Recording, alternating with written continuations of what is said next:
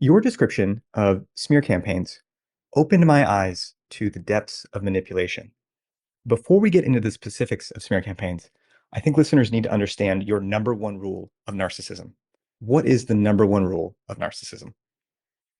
Well, I describe it, Brad, as the first golden rule of freedom, which is once you know, you go. Hmm. You get out and you stay out. Narcissists can be manipulated. I do it frequently. But for most people, they're not designed to be manipulative. Anybody can manipulate, but most people aren't very good at it. And most people who are the victim of a narcissist, the most effective thing that they can do is cut that narcissist out of their life and abide by the principle of go so. Mhm. Go, so get out, stay out. That's right. Yeah. That's right. So that means that you remove yourself from the entanglement, whether it's romantic, familial, social, work wise. Sometimes that may require making certain sacrifices, but that's worth doing for the peace of mind that you will achieve. Sometimes it might take a bit of time and some planning. And then once you've got out, you need to ensure that you stay out, because the narcissist is likely to try and draw you back into the dance once again. And also, many people have a compulsion, an addiction to the narcissist, which drives them to breach their no contact regime, and they end up getting sucked back in. And there's lots of different ways you can get sucked back in. You can get sucked back into the relationship itself. You can get sucked into wanting to confront the narcissist to get answers. You can get sucked back in to monitor what the narcissist is up to. If they moved on to someone new, how's that relationship going with that new person? Are they failing at their job? Has their life all gone wrong? You can get sucked back in by ruminating on what went on without getting any actual answers. You can get sucked back in by replaying events, which actually serves no purpose. So there's lots of different ways that the narcissist can affect you thereafter, following the knowledge that you've gained that you're dealing with a narcissist. So you need to remove yourself from the effect of the narcissist and keep yourself away from the effect of the narcissist. Mhm. And one of the things that causes people this trouble, and it seems to be the smear campaign. And I've heard you speak about how the smear campaign starts well before any sort of breakup. What is triggering the initial smearing, the sort of seeding of the smearing from a narcissist? Okay. So most narcissists don't know that they're narcissists. So they don't sit down and think, right, I'm starting to lose a bit of interest in my wife. So what I'm now going to do is embark on an orchestrated smear campaign by going around telling everybody that she's an alcoholic, a gambler, and a drug addict. What actually happens is far more subtle.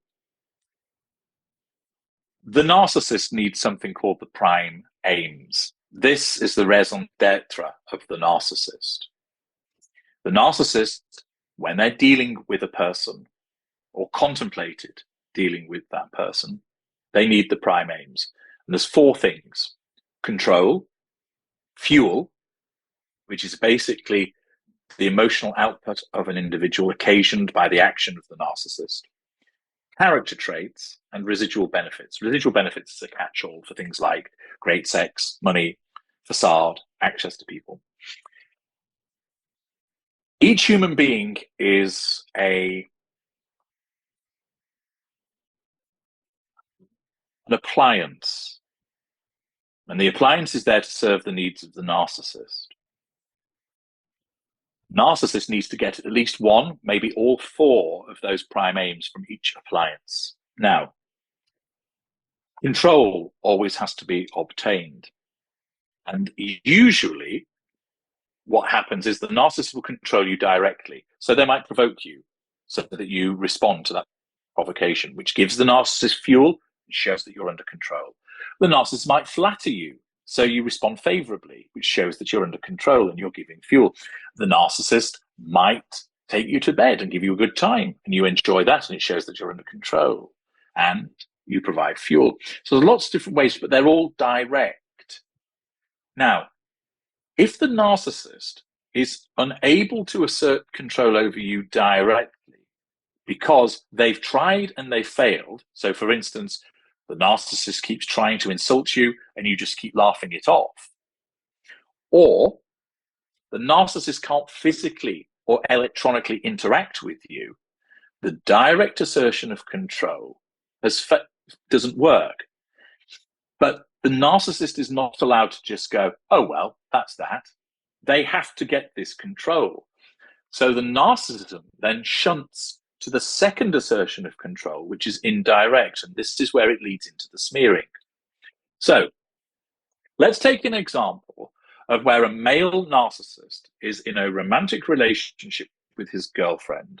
She is what I call the intimate partner primary source. And he seeks to assert control over her by ringing her up. But she doesn't answer. That wounds our narcissist, and he hasn't got control of her. So he rings her again. She doesn't answer. She could be talking to a friend. She could be asleep. That wounds the narcissist. Accordingly, he hasn't got control. And so his narcissism in his subconscious then says, the direct assertion of control is not working. We must get control. We will now try the second assertion of control. So he turns to his friend and he says, you know, I've just been trying to ring my girlfriend and she's not picking up. You know why? She's probably engaging in online gambling. She's wasting my money. Mm-hmm. Now, she isn't engaging in online gambling. His narcissism has chosen to tell a lie in that moment, which in that moment he believes is true, because the narcissism makes him think that it's true. And he says that to his friend. So what does his friend do? He goes, typical, absolute gold digger, wasting your money, mate. Awful. Yeah. Therefore, two things have happened, or three, in fact. The friend has shown that he is under control and he has given fuel to the narcissist. So that's all good. Mm-hmm. The fact that the friend agrees that the girlfriend is not a very nice woman gives the narcissist a subconscious sense of control over his girlfriend. Mm-hmm. So he's got that control that he hadn't been able to get when he was trying to ring her. But thirdly, the friend has now been given the notion that the girlfriend is an itinerant gambler. So 3 days later, he tries to ring her again. Same scenario. He turns to his friend. Just been trying to ring her again. I need to talk to her about what we're having for dinner. She's not picking up. She'll be on those bloody slot machines again. Now, drip, drip, his narcissism has just selected that. But the friend is thinking, this poor bloke, every time he tries to ring his missus up, she's always gambling. He's not thinking to himself, is he really telling me the truth? Because like most people, they deal at face value. If he's telling me that's what's going on, I'll just accept it. Anyway, this goes on. And other times he talks about how the fact that she's a drinker and that she's always flirting with other men. And he's not decided, I'm now going to smear my girlfriend to my friend and make out that she's a gambler and that she's a drunk and that she's a whore, so that at a future time, everyone will believe me that's what she is. He's just doing it piecemeal rather, because that it's done primarily to get control over her, and the collateral effect is to sow the seeds into his friend's mind that she's not a very nice person. And this is happening to a number of people. Months later, maybe even years later, he ends the relationship with her. And she then goes off and speaks to some of these friends and says, you know what? Dave's ended the relationship. I don't understand. I thought we were happy together. And the friend goes, you're getting no sympathy from me. You were only with him for his money because you're a gambler and you're a whore and you're a drinker. And she's thinking, huh? What? And so that smearing, although it wasn't consciously the case that the narcissist said, I will now embark on a smear campaign, his need to assert control over his girlfriend results in him engaging in this intermittent drip, drip, drip of the smearing, so that over time, all these other people have formed a view about her and therefore believe the narcissist rather than her. And when it comes to the crunch, when she goes running to them to say, he's been abusing me, they all turn around and go, oh, he's not like that. He's always been all right with me. And in fact, he's told me about the times you used to hit him with a frying pan, or that you used to chase him down the street with a brush. And she's thinking, my God, he's been doing this for months. He's got in first. What a calculated individual he was. Actually, he's not. He was just doing it in the moment, but that's the effect that it has. Now, some narcissists do engage in a calculated smear campaign, Brad, but they're much rarer. Most of the time, the smear campaign comes about in the way that I've just described to you. Mm-hmm.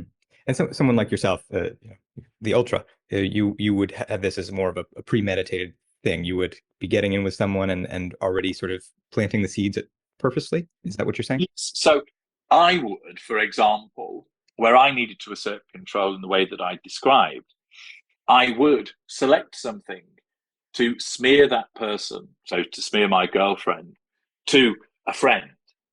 But I know that not only am I doing it to gain control in that moment, but I also know that I'm sowing the seeds for reaping the benefits down the line. An unaware narcissist isn't thinking that way. I am, and aware narcissists like me do that. In some instances, somebody will occasion a threat to my control, and I think, right, I will now purposefully look to cause a problem for them by embarking on a smear campaign and going around and telling all these people these things about them. I might go so far as to utilize media to do it. And that is where it's a orchestrated and planned smear campaign.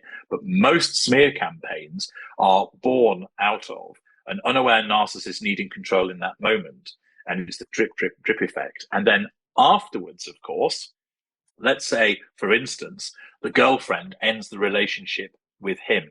And let's just say that he hasn't actually engaged in that drip, drip, drip behavior beforehand. So his girlfriend leaves him, which threatens his need for control. She leaves him because he's been abusing her. Mm-hmm. He, of course, either doesn't see that he's been abusing her, or he knows that he's been horrible to her, but she deserved it because his narcissism tells him that. He has now lost her, and he's not been able to draw her back in. So what does he do? He goes off to his friend and says, "You won't believe it. She's left me. And she's left me because she must clearly have been shagging our next door neighbor." Mm. And so he then starts going around and he tells his mum and dad, that must be the reason she's left me, because she can't leave him because he's abusive, because he's the good guy. So so his narcissism tells him the reason she's left you is that she's a whore. She's been sleeping around. So at the point of her departure, in order to nullify the threat to control posed by her departure, his narcissism causes him to go around saying to his parents, to her friends, to his friends, to the man in the corner shop, to the police officer stood on the corner of the street, she's a whore, she's been sleeping around. And that's another form of smear campaign that originates, but that's done to nullify the fact that she has left him. And I appreciate your specific language that you have. I haven't heard some of the phrases that you use from other people. Use the term fuel, for example. I've heard narcissistic supply. I think these are similar, but the image of fuel gives me more the sense that it powers the narcissist. And absolutely right. Yeah, absolutely right, Brad. Yeah. So that's why I've chosen that, because I'm familiar with the phrase narcissistic supply. But when you hear that, it's like, well, what does that actually mean? And it's an awful phrase. I really don't like it. Mm-hmm. And so I chose fuel because that tells you precisely what it does. The provision of an emotional response, an act. So saying to a narcissist, "I love you," saying to a narcissist, "I hate you," making the narcissist a cup of tea, baking them a cake, sending them a birthday present, going, "Ooh, give it to me, baby," when they're doing the hanky-panky. All of those things provide fuel. Yeah. Love, hatred, whatever it might be. And so that fuels the narcissist because it fills the narcissist up. It makes the narcissist feel powerful. It makes the narcissist feel important. It causes the chasm and the emptiness within to recede temporarily. It powers the construct. So fuel is a much better description for it. You are fueling the narcissist when you react to whatever it is the narcissist does. And so I also describe it as such, to create a sense of accountability to victims so they understand that your continued action. So if you go and confront the narcissist and say, "You are a grade A douche canoe, you're lousy in bed, you've got the oral hygiene of somebody who's lived in the mountains for 10 years, I can't stand you, you're utter degenerate," you've just given that individual a boatload of fuel, which is exactly what the narcissist wants. Admittedly, it's challenge fuel because you've been insulting them, but it's fuel nevertheless. Stop it. You mustn't do it. If you go around talking about the narcissist to other people, and the narcissist is aware of what you're saying, you are giving the narcissist fuel. So I have an entire book dedicated to the topic of fuel, and I much prefer that people use that. And I've created this alternative lexicon to make it easier for people to understand the world of the narcissist. Yes, and it does. I have a question on the nuance of fuel. So Yes. you mentioned if you go talking about the narcissist. Now I do these interviews and I've obviously had experience with someone like this. Okay. If I don't mention his name, does he still get fuel if he knows that I'm doing this? Only if he recognizes that it's about him. Okay. So if he doesn't know that it's about him, he won't get any fuel. So first of all, it's a little bit like if a leaf falls in an empty forest and no one's there to hear it. Yeah. Did it make a sound? Okay. So if you do something in relation to the narcissist, but the narcissist doesn't witness it, no fuel. If you do something and the narcissist witness it, but they don't recognize that it's in relation to or about them, no fuel. So if you're talking about somebody and if they can't recognize who you're talking about, now remember, narcissists invariably think the world revolves around them. So often what they do is they think they're being spoken about in circumstances where they're not. So they will think, oh yeah, they're talking about me. So they'll take the fuel there, even though it's not actually about them. But they'll think, oh yeah, he's talking about this really handsome fellow who's fantastic at his job and all the ladies love him. He's clearly talking about me. Yeah. And so that enables him to receive some fuel. But if you were saying, for instance, oh, there was this individual and he was incompetent and so on and so forth, and you don't mention his name and you don't mention anything specific that he could pick up on, even though he hears it, he is unlikely to recognize that it's about him. Therefore, he doesn't get any fuel. Okay. Well, that's great to know. Thank you. Yeah. One thing that you said, and you have many phrases that I really appreciate. One is you mentioned how the narcissist gets in first in defending oneself and managing a smear campaign. If you can see it coming, in your writing, you said that getting in first is your best hope. Yeah. What does that look like? Well, the most effective way to deal with a smear campaign to start with is that you don't deal with it, okay? So that you don't give it any power. So if you are being smeared, the most effective thing to do is to ignore it. Because if you try and challenge it head on, so you go to the narcissist and you say, why are you talking shit about me? You are threatening the narcissist's need for control. They won't go, oh, sorry, I've done it because you've left me. They will say, they'll deny it, or they'll say, well, I'm doing it because you deserve it. And so you'll just you'll be giving them fuel by virtue of talking to them. So the narcissist is winning. The narcissist is likely to say some things which will upset or anger you or hurt you. So you're suffering an adverse consequence. And if you experience emotional thinking, it's increasing because you're interacting with the narcissist. So you don't go and challenge the narcissist. If you go running around telling people, this isn't true, this isn't true, this isn't true, first of all, the narcissist may get wind that you're doing that, which means that you're providing them with fuel if you're talking about them and they hear it, and you're threatening their need for control. So they may well then hoover you to say, what do you think you're playing at going around talking about me? And of course, you'd say, well, it's because you've told lies about me and I'm just setting people straight. But remember, the narcissist believes they're talking the truth about you. So you'll be visited with a hoover. The other aspect of it is that you're probably wasting your time because there'll be one group of people who believe the narcissist and you're not going to be able to persuade them to the contrary. So that'll just get you upset and angry. Don't waste your time. There's another group who believe you. So you're preaching to the converted, so you don't need to. And then the third group will listen to the narcissist and go, oh, that's terrible. Then they'll listen to you and they'll go, that's terrible. And then they'll go, I wonder what I'm having for dinner tonight. i.e. they don't care. It's tomorrow's fish and chip paper. And that's the bulk of people. The only instance where you need to take action is if what the narcissist is saying is affecting your livelihood in some way. Now, if the narcissist hasn't smeared you and the relationship has ended, then you have an opportunity to get in first, which is to go and tell key people, I've ended the relationship because this person has been abusing me. Here is evidence of the way that they've been abusing me. Not just your say-so. Here's some video footage of them. Here's some nasty messages that they've sent me. Here's a photograph of all the crockery that they smashed up, whatever it might be. And because the narcissist hasn't yet smeared you, for whatever reason, Indeed, it might be the case that you are thinking of ending the relationship. So just before you do, you go and talk to the key people and say, I'm leaving such and such, and I wanted you to know ahead of time that I'm doing that. The reason I'm doing so is that they've been abusing me. Here is evidence of their abuse. Thank you for listening. You don't tell them they are a narcissist. You don't say, you should do this, because people don't like to be told what to do. You simply say, I'm going to leave them. This is the reason why, and I feel that you should know this.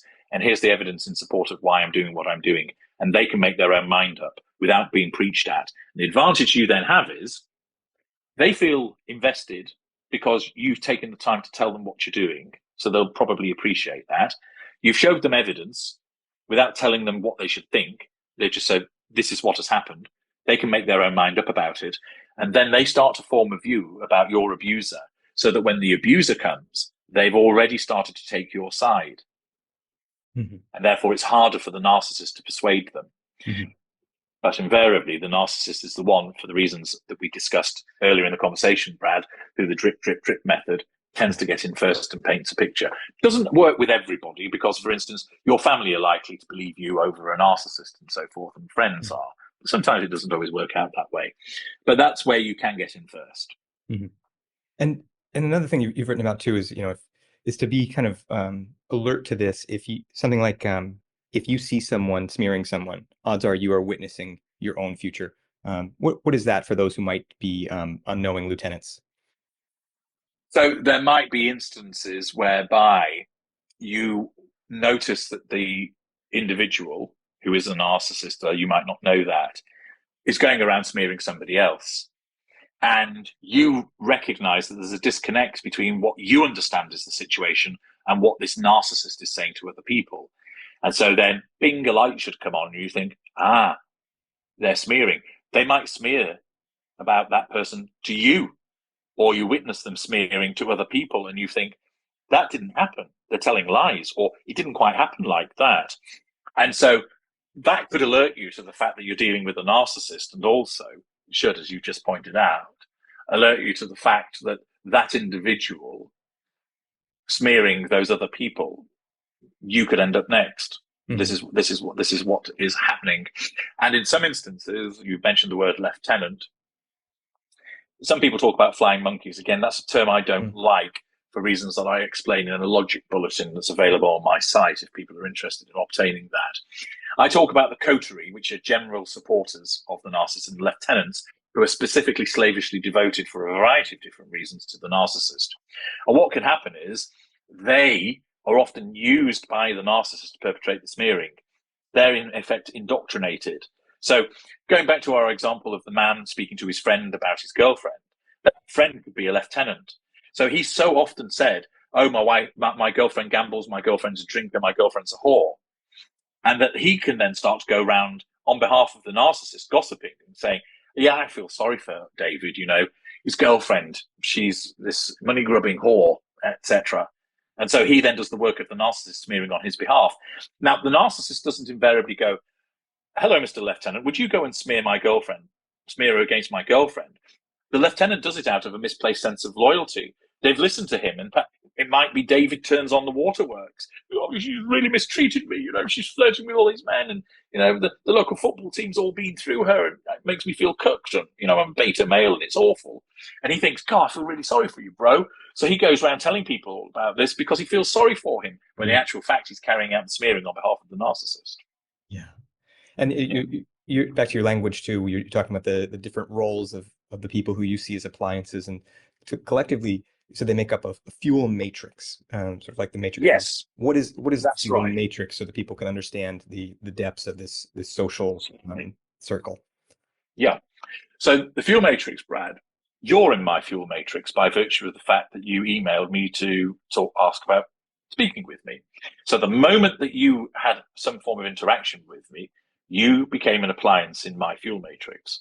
And you and I don't know one another. So, and whilst you're, a good-looking chap, I've no desires to have a romantic relationship with you. I'm not that way inclined. So you are a non-intimate tertiary source in my fuel matrix. So in the fuel matrix, we have tertiary sources at the bottom. These individuals are strangers and acquaintances. They can be intimate. So, for instance, a narcissist that uses a prostitute, she is an intimate tertiary source, or has a one-night stand, intimate tertiary source.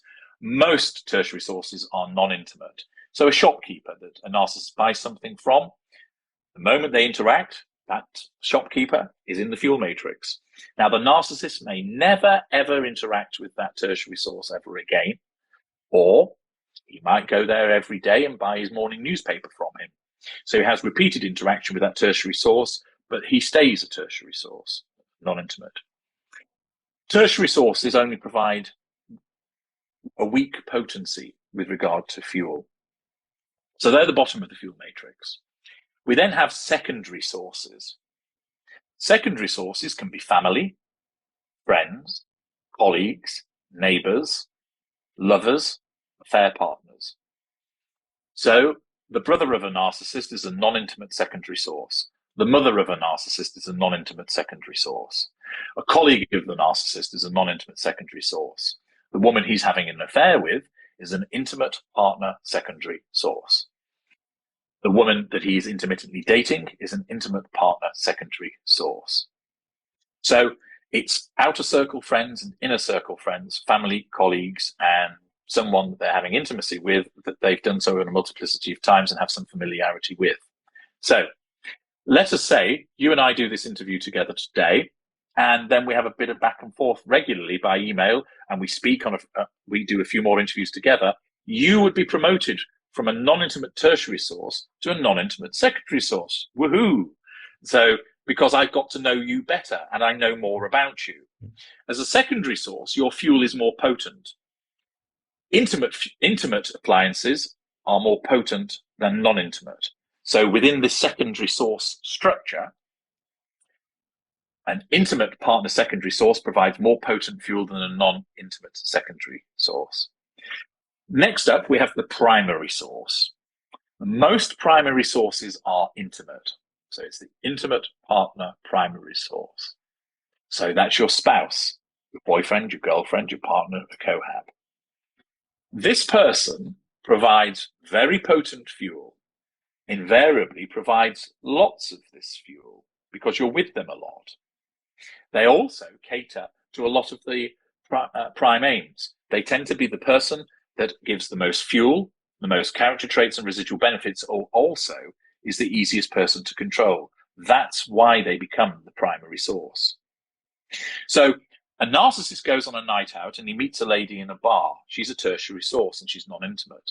They get chatting and they have a bit of a smooch in the alleyway afterwards. She's now a non-intimate tertiary source and he gets her number. And then he starts messaging her, engaging in a love bombing, for which narcissists are known, and they then go out on a date. So he gets to know her a bit better. She's now become an intimate partner secondary source because she's moved up to secondary source, and they're dating. And he decides, for whatever reason, to keep her out of the rest of his life. He doesn't introduce her to friends or to family, so she's known as a dirty little secret, which is a type of intimate partner secondary source. And he takes her off the shelf, and he has a date with her, and then he puts her back on the shelf. And then he takes her off the shelf to have a half-an-hour telephone conversation with her, and then he puts her back on the shelf. Secondary sources are always subjected to the shelf dynamic. And then over time, his narcissism says, she's coming under control very nicely, and her fuel output's decent, and she's got character traits and residual benefits as well. She then becomes what's known as the candidate intimate partner secondary source, i.e. that she could be a candidate for becoming the primary source. So he ups his game to draw her even closer. And then one day, he crowns her intimate partner primary source by declaring, you're now my girlfriend. She's the intimate partner primary source. There are other people in the fuel matrix. Now, at some point, he gets rid of her. She then becomes known as the former intimate partner primary source. When you've had intimacy with a narcissist, even if you're not currently having intimacy with a narcissist, you still have the title of intimate. Sometimes you can have non-intimate primary sources, family members, or a friend. Narcissists prefer to have an intimate one because the act of sex is very good at controlling people and provides lots of fuel and the residual benefit because it feels good. Sometimes an intimate partner primary source isn't available, which means that the narcissist might appoint a non-intimate partner primary source instead. So the fuel matrix is made up and they vary from narcissist to narcissist, of different numbers of tertiary sources, different numbers of secondary sources. You only ever have one primary source. So a narcissist could have lots of former intimate partner primary sources, lots of ex-girlfriends and ex-wives, a current wife who's an intimate partner primary source. He could have an affair partner who's an intimate partner secondary source. He could have another affair partner who's an intimate partner secondary source. He could have lots of friends who are non-intimate secondary sources. His family are non-intimate secondary sources. His colleagues are, his neighbors are. And then it just so happens that he's famous. So he's got millions of adoring fans around the world. So he's got millions of tertiary sources in his fuel matrix. Some narcissists have very small fuel matrices. Some have huge ones. So that's a sort of rough and ready guide to what the fuel matrix is. Mm-hmm. So and once you're in it, you're always in it. So, even if the narcissist isn't interacting with you. Mm-hmm. So the narcissist has these people. And then you've written about how when they kick off the smear campaign, there are certain lieutenants who are set to receive and obey. They're already primed. What is that receive and obey priming in the lieutenants? By virtue of making somebody a lieutenant, the narcissist has been able to identify, either subconsciously or consciously, that this is a person that not only can be controlled, but be controlled in a way that serves the benefit of the narcissist. And so in such circumstances, it might be, for instance, that this lieutenant has a particular vulnerability that the narcissist can exploit. It might be that the narcissist bribes the individual with money to do his bidding. Might be, if you help me out, my ex-girlfriend, she's been talking shit about me. I need a couple of bricks to go through the window of a car. I can't go near it. I've got a restraining order. But if you help me, I've got a spare ticket for the big game this weekend. Mm-hmm. No danger. I'll do it for you. Sometimes it's because they have a sense of loyalty, because they're a family member or a friend. So they're primed to receive this as a consequence of the fact that they have a pre-existing relationship with the narcissist is able to exploit, either in a positive or negative way. Sometimes it's, do this for me, I'll reward you. Other times it's, you ought to do this for me. If you don't, I'll make you feel guilty because you're my best friend. Other instances, you'll do this for me because you owe me. And if you don't, I'll release that tape of you being peed on by prostitutes. Thanks. Yeah. So the narcissist can see a person, recognize traits in them. Yeah. So some sort of emotional, psychological leverage. And at the same time, perhaps be showering them with gifts, or maybe they've lent them a car, something they need. So they have different kinds of leverage as well. Maybe they've taught them something, introduced them to someone. So they've got all this, and then they get them to start running the smear campaign for them. What do you do when you haven't got in first, and now there's triangulation, so that it appears as though the lieutenants are coming after you rather than the narcissist directly? In those circumstances where you've got the lieutenants that, do you mean in the sense that the lieutenants are coming and saying horrible things to you, that type of thing? Saying things, about you. Let's say it's a man, but he has female lieutenants who are saying, oh, he's such a terrible predator. Something like that. Yeah. Okay. So the female lieutenants are going around smearing you. Again, in such circumstances, it isn't really worth talking to those lieutenants, because they are brainwashed, in effect, to think that you're the problem. So what happens is, you have the narcissist, and let's say he's got 3 lieutenants that are going around smearing you. Now, they are not narcissists themselves. They could be normals. If you were to confront the narcissist, you would naturally be threatening the narcissist's need for control. And so the narcissism would reject your threat to control by basically dismissing you. So you're not going to get through to the narcissist. You can't appeal to their good nature because there isn't one. You can't say to them, you're saying horrible things about me, it's not fair, please stop. The narcissist won't go, oh, you're right. I am, aren't I? Sorry, I'll stop. The narcissist will go, I'm not saying anything. And that might be true because it's the lieutenants. Or he'll lie, but he believes it to be true, and go, it's just an instant denial. So confronting the narcissist is pointless. What about confronting those lieutenants? They're not narcissists, so they're not governed by a pathological need for control. But the problem that you've got is they've been indoctrinated to believe that you're the problem. So when you go up to them, and you might be, for instance, at the end of your tether, and you're saying, why are you saying this about me? It's him. He's the problem. He's the predator. It's not me. He's the one that's the abuser. Remember, those lieutenants, for the most part, will have probably been treated favorably by that narcissist. So they're non-intimate secondary sources of that narcissist. They are treated to the shelf dynamic. They very rarely, if at all, threaten the narcissist's control. So they're treated favorably. And they're also treated favorably because they're part of the facade of the narcissist. So they just think, let's call our narcissist Damien. Okay? So, yeah. So they say, Damien's always been all right with me. Damien lets me use his beach house. Damien lets me use his car. Damien lent me some money when I was a bit short. But Damien has also told us about what you've been up to, part of the secondary assertion of control.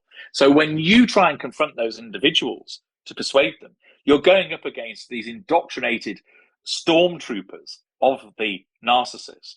And unless you're in a position to have some absolutely convincing evidence which might shock them out of their loyalty, the most effective thing to do is to not have anything to do with them. Mm-hmm. I see. And you've talked too about a majority effect. I'm curious, what is the majority effect? And let's say that these tenants are claiming a majority effect already. They're saying, we've got a unanimous decision among all the women in town that you are a dangerous predator, you know. So they're claiming a majority effect already. Is it hopeless when they're even claiming it? What is the majority effect? Well, the majority effect is the suggestion that the majority of people are, for instance, against you. Mm-hmm. Okay, so it means that they've either got themselves in a position where they perceive, and it's an actuality, that the majority of people are on board with the smear, that they've accepted it.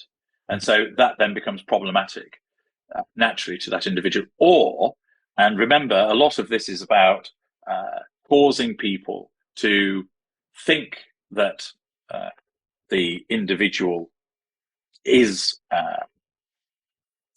the problem. So what they will do is they will make it seem that they have the majority effect, so that they cause it to create it so more and more people essentially accept the content of the smear campaign, and so that it gains traction, and so it reaches more people who are even more likely to accept it.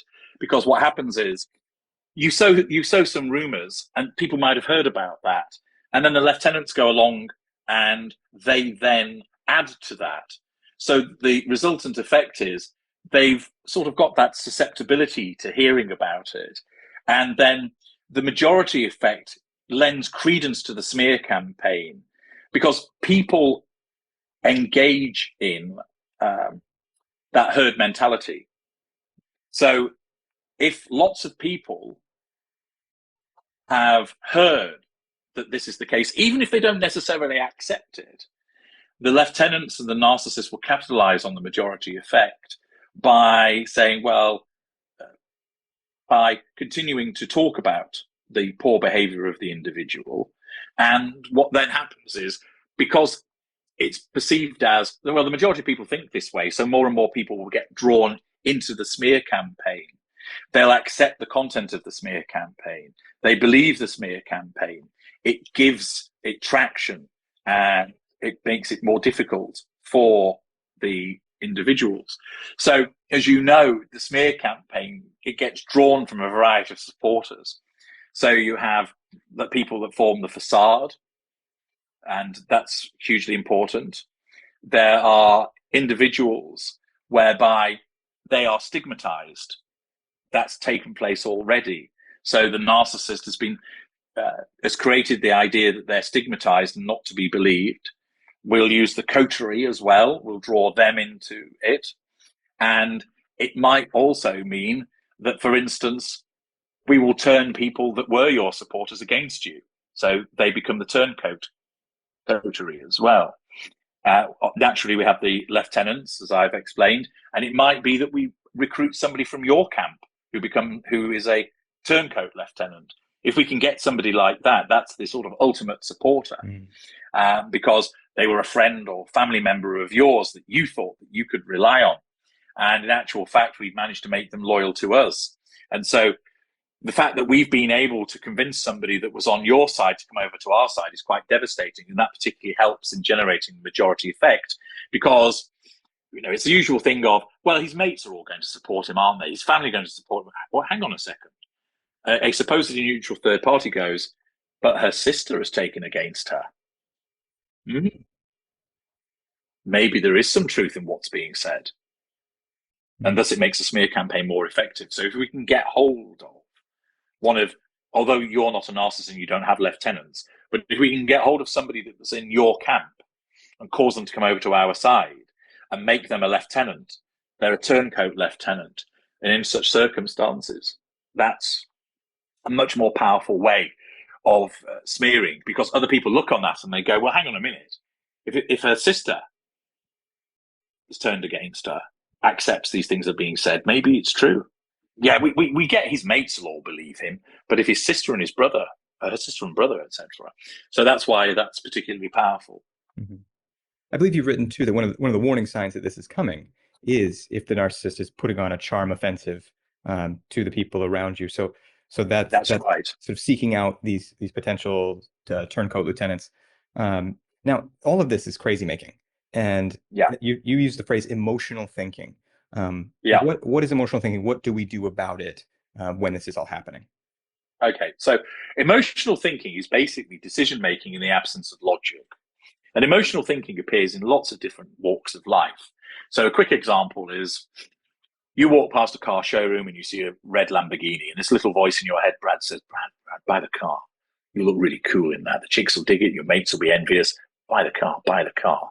Now, logic dictates the repayments are rather expensive. It's not very practical because you live in the countryside, and that it's not very good for lugging around equipment. And you've got a perfectly good car that's a year old. So logic says, Brad, you don't need to buy that car. Emotional thinking goes, yeah, but you look cool and you look sexy. Buy the car. And you buy it, and 6 months later you think, why did I buy that car? Because you gave into emotional thinking. You made a decision based on an emotional response rather than a logical response. In another way of describing it is, you have a primary response which is based on emotion, almost like an instinctive knee-jerk response. And your secondary response is founded on logic and intellect. So, wow, that woman's really hot. I really want to bang her. Whoa, hang on a second. I'm married. I shouldn't do that. So the emotional lust-filled response is you want to knock her hip out, whereas the logical response is I mustn't do that because that will destroy my marriage, which will lead to half my money getting absorbed and all the rest of it, and my children will hate me and so on and so forth. So the logical response is not to do it.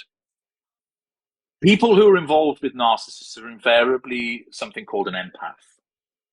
And the empath has an addiction to narcissists. That makes empaths easier to ensnare and easier to keep ensnared.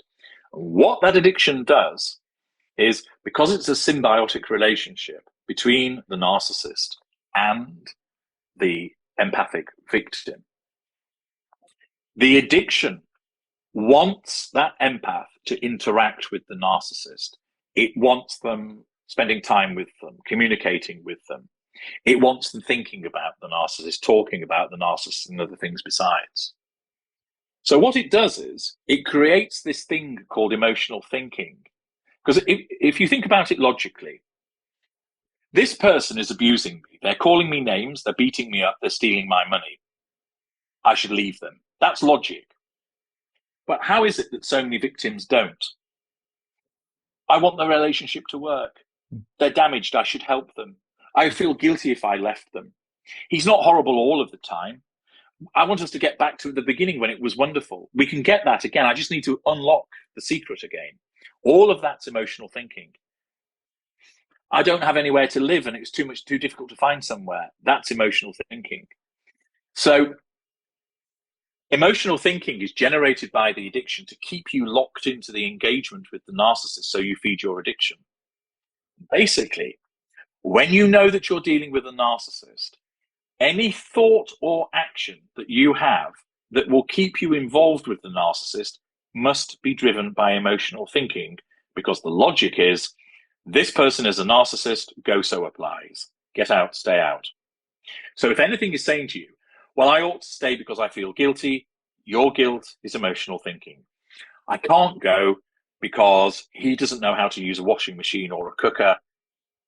I'm obligated to look after him. That's emotional thinking. I don't understand why he's treated me this way. I need to stay and get to the truth of why he's done what he's done. That's emotional thinking. What emotional thinking does is it corrupts certain of your traits, both your empathic and narcissistic traits, to use them against you, so you stay. Basically, the narcissist is the enemy without, your emotional thinking is the enemy within. Mm. And you mentioned too, that desire to get back to the beginning. So the intensity of the initial love bombing is that seems to be almost installing the emotional thinking that's going to catch up with you later. Is it something like that? Well, your emotional thinking you have by virtue of being an empath. It's part of who you are. Mm-hmm. Okay. But what happens is that golden period caters to the emotional thinking, because the golden period is when the narcissist love bombs you. So they tell you how wonderful you are. They're interested in everything you're interested in. They give you great sex. They take you to lovely and interesting places. They're kind, they're compassionate. They understand perhaps some of the problems that you've had, and they listen sympathetically. They introduce you to friends and family. You found your soulmate. Everything's wonderful. You're treated like a king or a queen. It's intoxicating. It's dizzying. And invariably, what's working against you is you've probably already been tenderized by a narcissist before, but didn't realize it. And you've come out of a relationship and you think, oh, they were awful. And then somebody comes along and they treat you really well. You go racing towards that because everybody wants to be treated well. You don't want to continue to feel unhappy. But your emotional thinking, the addiction sat at the heart of you goes, goody gumdrops, here comes a narcissist. Let's make sure he or she engages. So rather than you go, hang on a second, this man's complimenting me far too often. These compliments don't make sense. I know I'm quite good looking, but I'm not that good looking. Why is he buying me loads of gifts? It's not Christmas and it's not my birthday. Why is he wanting to come round to my house every night? Red flag, red flag, red flag, red flag. Instead, your emotional thinking goes, he wants to spend lots of time with you because you're worth spending time with, and he's really fun to be around, isn't he? So why not? And he's buying you gifts, but they are really nice, aren't they? He really does understand what type of jewelry you really like. And he's paying you compliments. Isn't that better than that arsehole you were with before who called you names? And immediately you don't recognize the red flags. You go off to Gaga land where you're thinking, yeah, it's all wonderful, because emotional thinking is causing you to look at it all through those rose-tinted spectacles. And why does that happen? Because it's emotional thinking generated by your addiction, because it wants you involved with the narcissist. Similarly, the narcissist instinctively recognizes you're an empath, and therefore you will cater to the prime aims brilliantly. So the narcissist operates hell for leather to get you under control. So you have your emotional thinking that wants to drive you to the narcissist, and the narcissist's narcissism is wanting to drive him towards you. You don't stand a chance. So something you're getting at here that I find interesting is that you can say that the narcissist can spot the victim, and that the victim has sort of a radar for the narcissist as well. So how do you spot a good victim, and how does the victim spot you? Okay, well, let's start with how does a victim spot a narcissist? The first thing you have to do is you have to have clarity of vision. So when your emotional thinking is high, it's like you're drunk. Mm-hmm. You need to remove that drunkenness. You need to get clean. You need to remove the fog of emotional thinking. How do you do that? You stay away from narcissists. So if you're in a relationship with one, you implement no contact, so you have nothing to do with them. If you know there's a narcissist in your family, you stay away from them. You stay away from dating so that you won't enter a hunting ground. So you can't completely eradicate narcissism in your life. You might buy a newspaper from one, but that doesn't have any major impact on you. So by staying away from all known narcissists and staying away from the hunting grounds, which I talk about in my book, Sitting Target, you reduce the risk of you meeting another one, which means your emotional thinking will come down. So you've cleared the fog, you've sobered up, and then you need to know what to look for. And so you use my books, Red Flag and Black Flag, which tell you many of the signs to look for that tell you may be dealing with a narcissist. And now that you're sobered up, you will spot them because you've got the knowledge as to what they look like, and you'll pay attention to them. So that's how you go about spotting a narcissist. Mhm.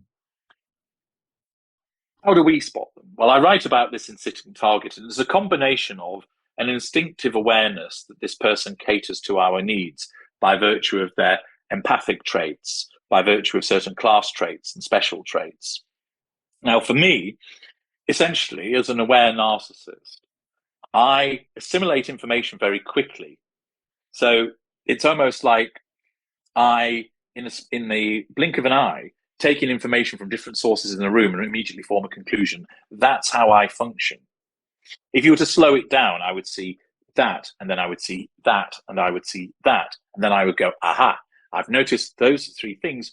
That all means this. But I do it in a split second. And it's, in effect, it's almost like an empathic person walks around with an aura around them, which shows that they are an empathic person. The way that they move, the things that they say, the things that they do. In some instances, we might research somebody before we meet them, that we might have met them on a online dating portal, which I always tell people to stay away from. But we meet you on there, we get some detail about you, we can then look you up. In some instances, this isn't very common, but sometimes we might even go so far as to do a background check on you to learn things about you. In some instances, we might even follow you around a bit without you knowing that it's us, so we learn more about you, so that when we approach you, we're armed with information so we can present a picture to you that is most attractive to you. So I learn that you like horse riding, so I bone up a bit on horse riding, and then I can talk to you about horse riding. You think, oh, he likes horse riding like me, that's great. And I feign interest in a particular football team because it's your football team as well. So I'm mirroring you, and that makes you easier to control. And so we're able to spot the empathic traits of a person, class traits, special traits, which signal to us. And if you want to know what they all are, I write about them in Sitting Target. We see those things which tell us this person will make a useful target. So we're talking about the smear campaign a lot through this too. One thing I wanted to get at, we are in the digital age. How to Yeah. manage the smear campaign through a digital sense? Do you need to disappear from all platforms, or are there tools there to protect yourself? Well, again, as part of a no contact regime, part of that is ensuring that you reduce your exposure to the narcissist electronically. If there's an electronic route open between you and the narcissist, then you commit no contact suicide. The problem you've got is that naturally a narcissist might smear you online, putting up blog posts, putting up posts on Facebook, on X, and such like. First of all, if you're not on those platforms, you're less likely to know that you're being smeared, therefore it's not going to affect you. So there's just a lot of people gossiping about you, but you're in blissful ignorance. If you see that you're being smeared, your emotional thinking will suddenly surge, and the addiction will try and get you to go, oh, you're not writing that about me, and then you start arguing online. Big mistake. What you've got to do is basically look at it and think, this is a smear, this is smearing. I understand why it's being done. I'm not going to engage in it because that's the most effective way of making it go away. It's hard because empathic people invariably are truth seekers, and they don't like the fact that lies are being said about them, and they want to set people straight. But what you have to tell yourself is this: if I start trying to spend my time electronically countering a smear campaign, I'm going to be wasting a load of time with some people who just troll me and will enjoy doing it, and I'll get upset, with a group of people who will say, you don't need to tell me, my dear, I'm on your side, going back to the point that I made earlier, and then other people who aren't really that interested. And you'll end up getting yourself all worked up. As I mentioned before, it's only of relevance if it starts to impact upon your business, and in which case you should then consider taking steps either to get some kind of restraining order or take defamation proceedings against the narcissist. Use the law in those circumstances because it's affecting your livelihood. But by ignoring it, it then means that it doesn't serve any purpose. So the narcissist is then likely to stop doing it. The reason that you're smeared is to get control and also to provoke you. If you don't respond to it, the narcissism goes, well, what's the point of doing this then? And the narcissism doesn't like doing redundant things. So you can take the heat out of it by not responding to it. Unfortunately, many people don't, and the smear campaign being utilized across electronic grounds is such that it can really get legs very quickly. and the victim feels that everywhere they look, they're being confronted by evidence of the lies of the narcissist. And that can be particularly upsetting for people. But again, it's about recognizing that other than using the law against it, if you try and engage it, you're going to come off second best. And the better thing to do is not put any energy into it, and it will fade away. Mm-hmm. The narcissist only smears you in order to get something in relation to you. If you aren't giving that thing to the narcissism says, well, there's no point in doing this, so it'll stop. Mm-hmm. And if the lieutenants are running things on behalf of the narcissist, would they also do you believe similarly lose interest, even if, say, they're seeing you around? Again, with the lieutenants, there is, of course, the instance whereby, as you talked about, that the people that are lieutenants are automatically set to receive and obey. And so they aren't individuals that are going to question the smear campaign particularly. And there's no need to persuade them. They just basically act on the part of the narcissist and disseminate the information. And what will happen is, if you try and approach those lieutenants, they will allow the victim to engage, but they're not going to give you any assistance because, as I mentioned earlier on, they're brainwashed. And they will then result in repeating the smear further on behalf of their master and controller, the narcissist, which will just end up frustrating and upsetting you all the more. And that goes for anybody that's essentially on the side of the narcissist. You try and confront them, they're highly unlikely to change their view. They are going to be individuals that will receive you, but all they'll do is allow you to basically waste your time. And often what happens is you've been portrayed as some crazed lunatic, and then you turn up all upset about what's going on, and what you present as a crazed lunatic. Right. So the lieutenant and the coterie go, the narcissist, well, they don't know them as a narcissist, of course, but they'll go, they were right. Mm-hmm. Because he said his girlfriend was a nutter and a freak, and she's just turned up here at my house shouting the odds, looking like a nutter and a freak. Right. So all you end up doing is reinforcing the smear. So don't do it. Right. Stay away. Right. Got it.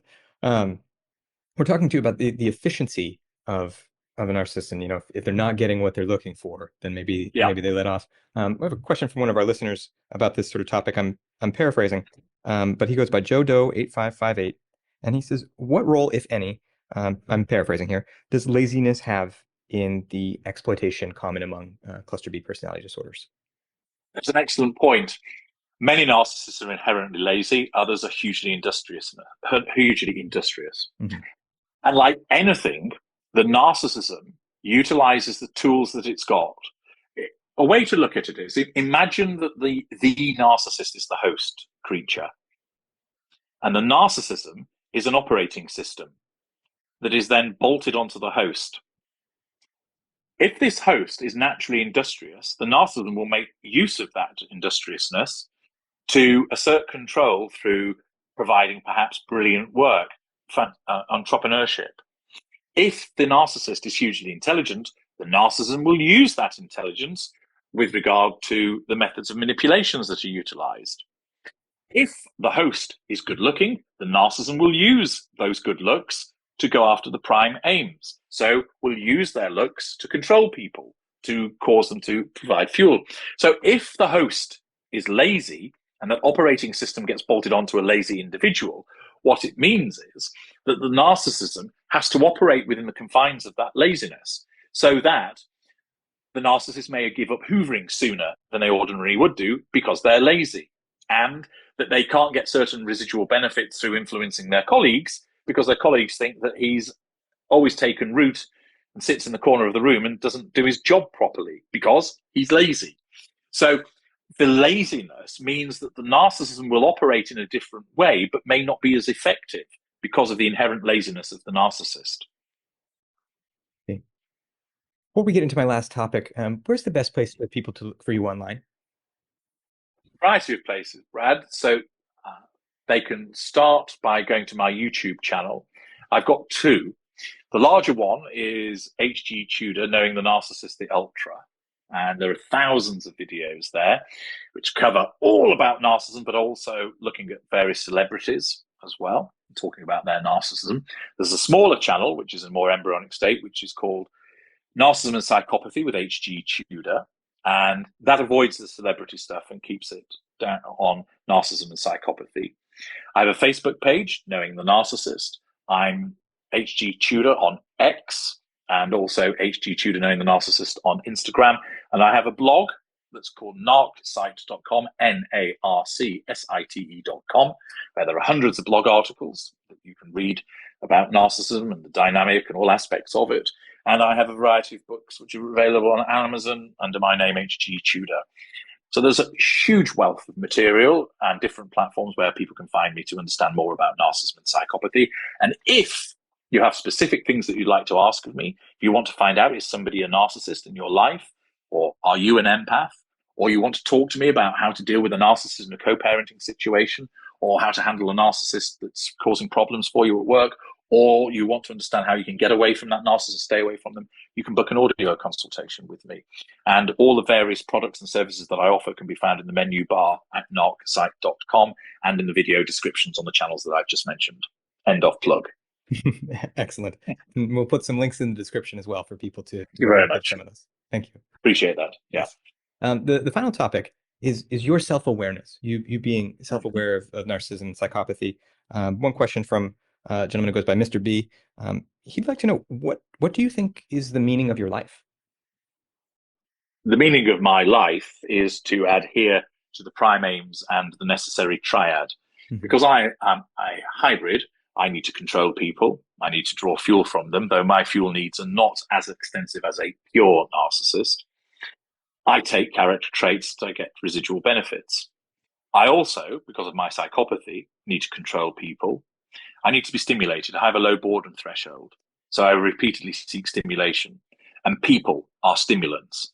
So they can be a stimulant because they talk about something which I find interesting, or they're a stimulant because I'm manipulating them and they're crying and I find their reaction entertaining. I also need to accumulate. Sometimes that might be wealth. It might be the number of sexual partners. It might be the number of stormtroopers figurines that I've collected. It varies. But those are the things that provide meaning to me as a narcissistic psychopath. The pursuit of the prime aims and the pursuit of the necessary triad.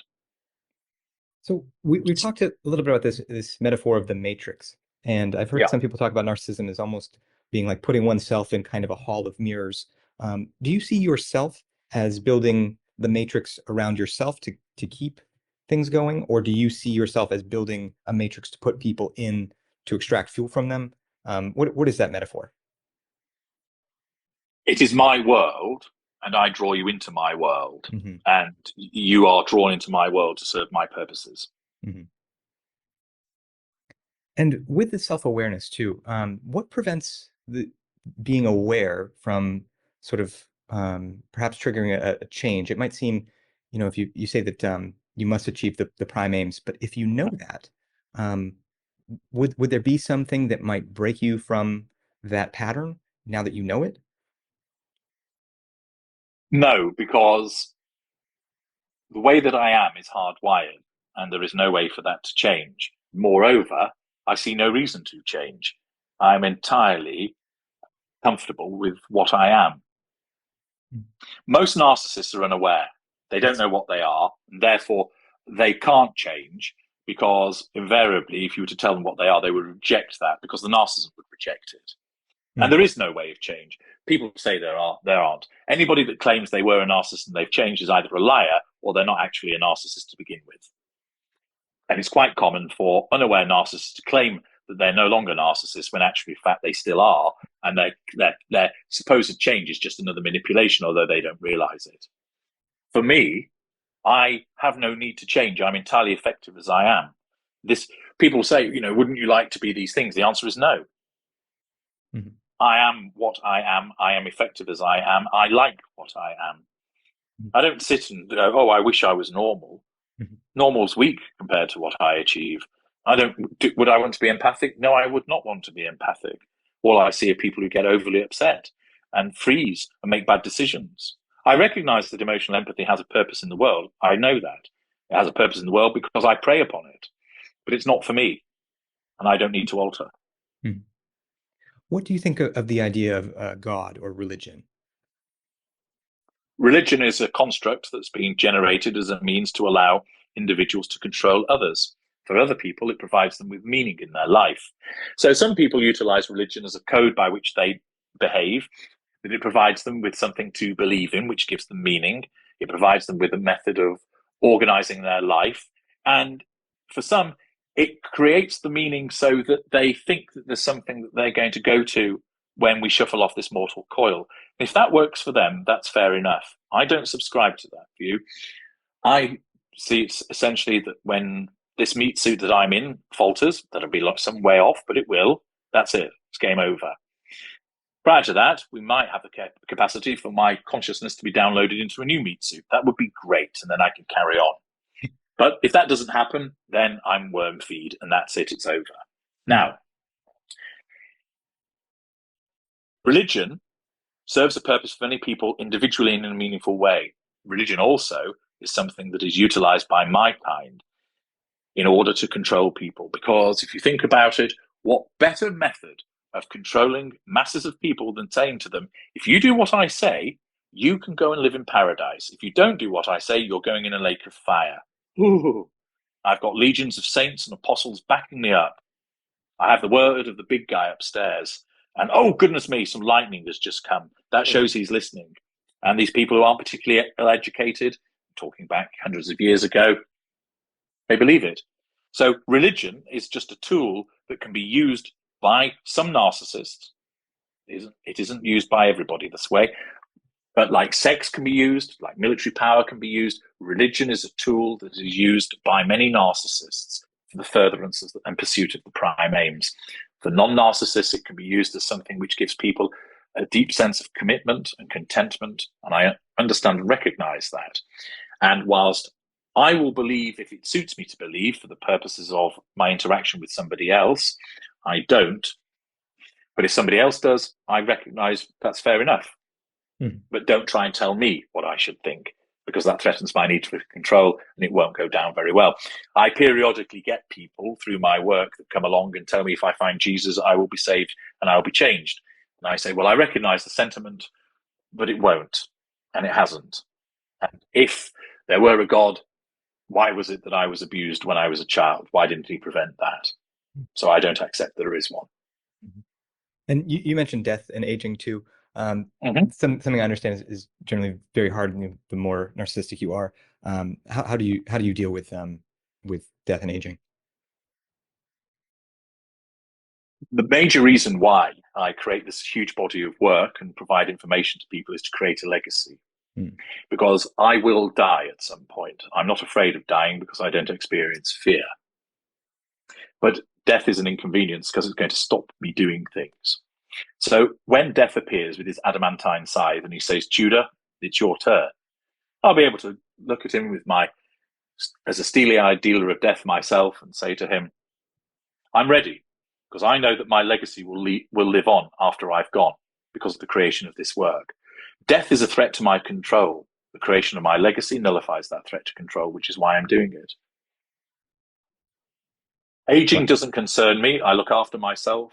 I have the ability to purchase the necessary healthcare that I require. My mind is sound. My body is that's working well. Fit as a bitch's dog, all of that kind of stuff.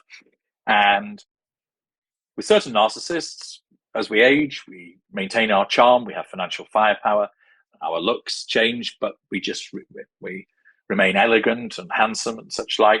For other narcissists, aging is a huge problem, and they fight against it. And it really does amount to a threat to control. And it varies from narcissist to narcissist. I've got videos about the aging narcissist.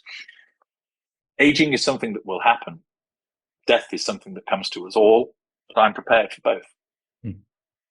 Well, H.G. Tudor, this has been fascinating. I would love to give you the last word. Would you like to add anything to our conversation before we wrap this up?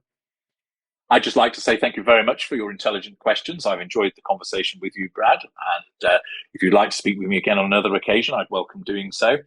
And to all of you who've listened patiently to my explanations, I've got a huge body of work, and if I've touched on things that you'd like to learn more about, access the sites that I referred to earlier.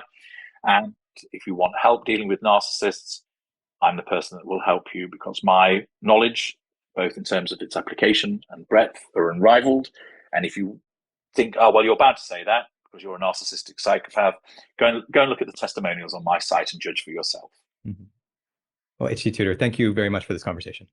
Not at all. Thank you, Brad.